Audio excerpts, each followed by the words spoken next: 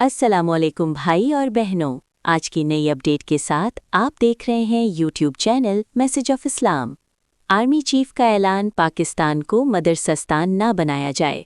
मौलाना फजलुर रहमान का बयान भी वीडियो शक्ल में, और मुनाफिकत से भरा और मफाद परस्ती और सियासत से भरपूर बयान भी सुनाएंगे। क्या ये उलमा रसूल के वारिस हैं? ये आज के प्रोग्राम का मौजू है। सारी तफसीलात सामने रखेंगे, वीडियो को आखिर तक ज़रूर देखें। हम अपने नुमाइंदे से गुफ्तगू करते हैं और मज़ीद मालूमात जानते हैं। पहले हम अपनी राय देंगे, फिर चंद इक़्तिबासात भी सामने पेश करेंगे। जैसे कि हज़रत खलीफतुल मसीहुर राबि रहमहुल्लाह फरमाते हैं कि अगर दीनी इदारे इंसान बनाने के बजाय सिर्फ पैरोकार और वोटर तैयार करें तो वो रूहानी इदारे नहीं रहते, बल्कि ताकत के मराकिज़ बन जाते हैं। जी बिल्कुल। पाकिस्तान में मौलवियों और फिर ख़ास तौर पर सियासी मौलवियों के मुंह से निकलने वाले कुछ जुमले वो बिल्कुल ऐसे होते हैं जो दलील नहीं कहलाते, सिर्फ धमकी होते हैं। और कुछ अल्फाज या जुमले ऐसे होते हैं जिनसे इल्म के मोती नहीं बिखरते, बल्कि सिर्फ और सिर्फ मौलवियाना इजारादारी का खुल्लम खुल्ला इजहार होता है।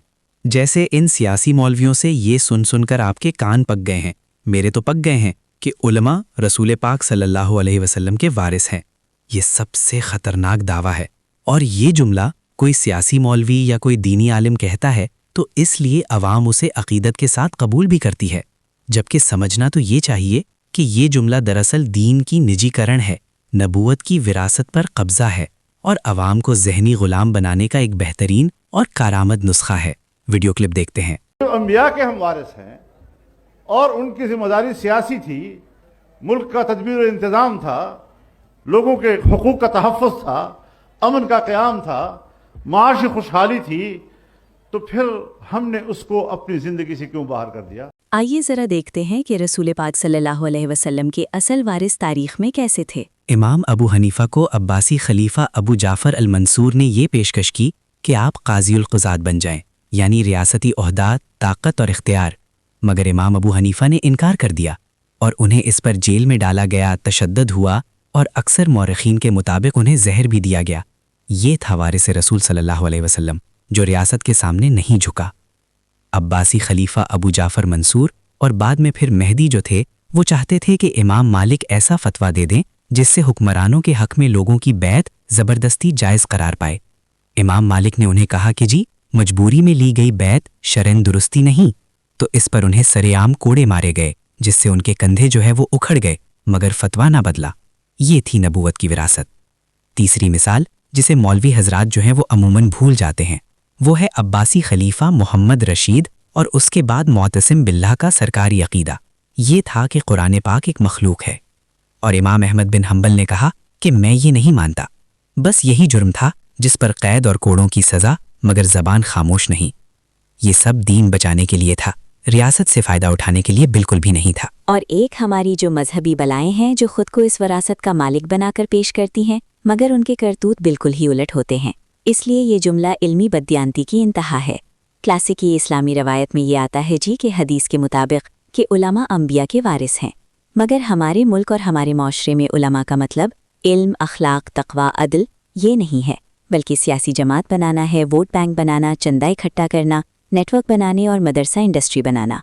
इसलिए मौलाना का ये दावा दरअसल नबूवत की विरासत पर इजारादारी और फिर दीन को एक तबक़ाती पेशा बनाने की कोशिश है, जो अब तक चला आ रहा है। और इन सब बलाओं और मजहबी बलाओं से ये भी पूछा जाना चाहिए कि इनमें से किस किस ने आज तक कोड़े खाए हैं, कौन कौन दीन के लिए जेल में गया है, किसने वक्त के हाकिम के सामने इनकार किया, किसने कौन सा ओहदा जो है वो ठुकराया, और फिर हुक्मरानों ने उनके ऊपर जुल्म ढाया और उन्होंने जुल्म बर्दाश्त किया।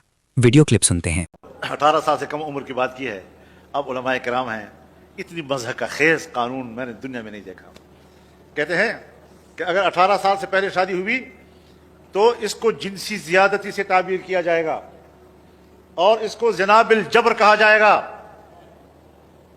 लेकिन अगर बच्चा पैदा हो गया तो वो जायज़ होगा और कफालत वाले पे होगी और जेल से कफालत करेगा।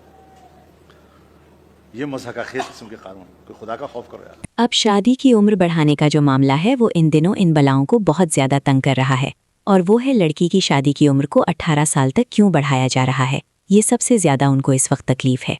और शादी की उम्र 18 साल करने पर गुस्सा असल में शरीयत का दिफा बिल्कुल भी नहीं, ये समाजी ताकत का दिफा है। यानी चंद तल्ख जो सवालात सामने आते हैं वो ये کہ کیا قرآن پاک نے شادی کی عمر کا عدد بتایا ہے، اور کیا فقہا نے عقل، بلوغت، رضامندی اور مصلحت کو شرط نہیں بنایا؟ کیا کم عمری کی شادیوں سے تعلیم ختم نہیں ہوتی، صحت کے مسائل کیا نہیں ہوتے، اور گھریلو تشدد کیا نہیں بڑھتا؟ یہ سب معاشرتی حقیقتیں ہیں، اور مغربی سازش یہ بالکل بھی نہیں ہے۔ اصل مسئلہ یہ ہے ویورز کہ شادی کی عمر بڑھانے سے مدرسہ پلس جاگیردارانہ ذہنیت پلس قبائلی اتحاد کی جو سماجی گرفت ہے وہ کمزور ہوتی ہے، کیونکہ عورت پہلی بار فرد بننے کو لگتی ہے، اور یہی بات مولویانہ نظام کو خوفزدہ کرتی ہے۔ کہتے ہیں ہمارے پاس مدرسوں کی رپورٹیں ہیں، خفیہ رپورٹیں ہیں۔ آج امریکہ کو اعتراض ختم ہو جائے، آج مغرب کو مدارس پر اعتراض ختم ہو جائے، اگلے دن ہمارے ادارے کہیں گے ماشاءاللہ مدارس کے بارے میں بڑی اچھی رپورٹیں آ رہی ہیں، ماشاءاللہ مدارس کے بارے میں اچھی رپورٹیں آ رہی ہیں، بہت مثبت رپورٹیں آ رہی ہیں، ایک دم ان کا ٹون تبدیل ہو جائے گا۔ تو ہم ان ساری چیزوں کو سمجھتے ہیں کہ ان کے ٹون کہاں سے چلتے ہیں اور کس طریقے سے وہ یہاں پر پالیسیاں مرتب کرتے ہیں مذہبی اداروں کے خلاف، مذہبی لوگوں کے خلاف۔ مولانا فضل الرحمان کا جو یہ دعویٰ ہے یہ کوئی علمی بصیرت نہیں ہے، بلکہ صرف اور صرف سیاسی خود فریبی ہے۔ حقیقت یہ ہے کہ افغان جہاد میں یہی مدارس امریکی ڈالر اور سعودی ریال اور پھر ریاستی جو سرپرستی تھے اس سے جہادی فیکٹریاں بنائی گئیں۔ یہ سب کو معلوم ہے، کوئی ڈھکی چھپی بات نہیں ہے۔ اور مولانا صاحب کی جو جماعت ہے وہ انہی جہادی پالیسیوں کا ایک فکری اور پھر سیاسی ستون بھی رہی ہے۔ پھر طالبنائزیشن، جس میں طالبان کو امارات اسلامیہ کہنے والے بھی یہی لوگ ہیں، سب کو معلوم ہے۔ پھر ریاست کی دوگلی پالیسی میں یہ لوگ جو ہیں وہ معصوم تماشائی نہیں ہیں، بلکہ پورے کے پورے شراکت دار ہیں۔ اور آج اگر مغرب اعتراض کرتا ہے تو یہ اخلاقی منافقت نہیں بلکہ تاریخی رد عمل بھی ہے۔ اور اگر کل کو مغرب کا اعتراض ختم ہو جاتا ہے اور یہ ختم کر دیتا ہے تو مولانا صاحب یہ کہیں گے جی ماشاءاللہ کیا اصولی فتح ہے۔ اور موقع پرستی کی علامت تو بالکل بھی یہ مولانا صاحب نہیں ہوگا، کیونکہ جب فائدہ ملا تو اس وقت وہ جہاد تھا، اور جب ڈالرز نے منہ پھیر لیا تو پھر یہ مغربی سازش کرانے لگ گئی ہے۔ جناب یہی تو منافقت کا خالص فارمولا ہے۔ اور اس وقت دراصل ملا حضرات کا جو مسئلہ ہے وہ مغرب نہیں ہے، مسئلہ یہ ہے کہ اب پاکستان کو مدرسہ نہ بنانے کا اعلان کیا گیا ہے، اور وہ بھی آرمی چیف کی طرف سے کیا گیا ہے۔ تو اب اگریسو انداز اپنانا بہت ضروری ہو گیا ہے، کیونکہ سوال یہ اٹھنے لگ گئے ہیں کہ آج تک ہزاروں مدارس میں علم کیا پیدا کیا گیا ہے، تحقیق کیا ہوئی ہے، فلسفہ، سائنس، اخلاقی قیادت کہاں پہ پیدا ہوئی ہے؟ چلو سائنسدان تو ان کی فیلڈ نہیں ہے یہ، لیکن یہ بتا دیں کہ انسان کتنے اور ملا کتنے پیدا کیے گئے؟ مدارس کے بارے میں ان سوالات کو اٹھانے سے جو سچ سامنے آتا ہے اس کے مطابق آج مدارس کو بطور طاقت کا آلہ استعمال کیا جاتا ہے، مذہب کو بطور سیاست اور نبوت کو بطور اور وراثتی دعویٰ استعمال کر کے صرف اور صرف معاشرے کو خوف اور حیوانیت سے بھرا جانا ہے، اور بھرا گیا ہے۔ جی بالکل، اور ظاہر ہے ان سوالوں سے خوف، جہالت اور حیوانیت کے ٹھیکیداروں کی جو پیٹ ہیں، بڑے بڑے پیٹ ہیں، ان میں مروڑ تو اٹھے گا ہی، اور یہی جو مروڑ ہے یہ جب تک مروڑ اٹھے گا نہیں، اور یہی ماحول ہے جو مولانا صاحب کو بہت تنگ کر رہا ہے، اور خالی ان کو نہیں تنگ کر رہا۔ اس وقت جو مولوی اکٹھے ہوئے ہیں اور آج ان کی جو تڑپ ہے، ان کے جو غصے ہیں، ان کی جو لالیاں ہیں، اس وقت وہ انہی چیزوں کے ارد گرد گھوم رہی ہیں کہ اب انہیں یہ لگ رہا ہے کہ شاید اب اس وقت جو ریاست ہے اس کا جو موڈ ہے وہ تبدیل ہو رہا ہے۔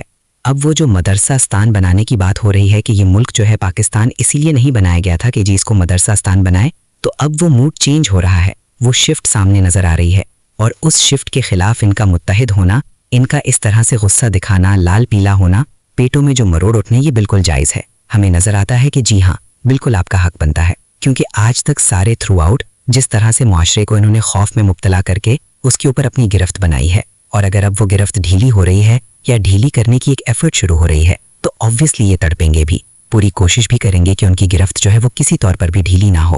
آپ سب اس بارے میں کیا کہتے ہیں؟ ناظرین، ابھی تک جو ویڈیو میں ہم نے بتایا وہ ہمارا ذاتی نقطۂ نظر تھا جس پر بات ہوئی۔ اب ہم آپ کے سامنے چند اقتباسات پیش کرتے ہیں۔ جبر اور دین۔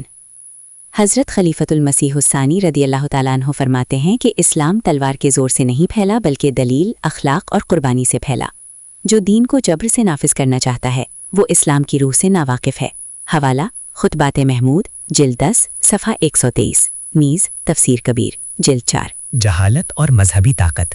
حضرت خلیفۃ المسیح الثالث رحمہ اللہ فرماتے ہیں کہ جب دین جہالت کے ساتھ مل جاتا ہے تو وہ سب سے خطرناک ہتھیار بن جاتا ہے، کیونکہ پھر نہ دین محفوظ رہتا ہے اور نہ انسانیت۔